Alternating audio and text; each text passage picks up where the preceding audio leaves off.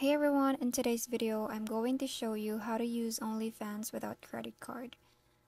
So first thing you have to do is open up your OnlyFans account. So for those who don't know, you can actually use the OnlyFans without having to use your credit card or debit card.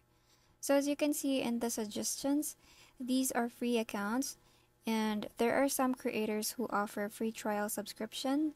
So look for those creators and explore on their page. Take note that they only give free trials and that is limited only.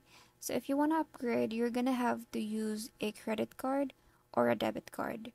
And if you don't know, this is how you're going to do it.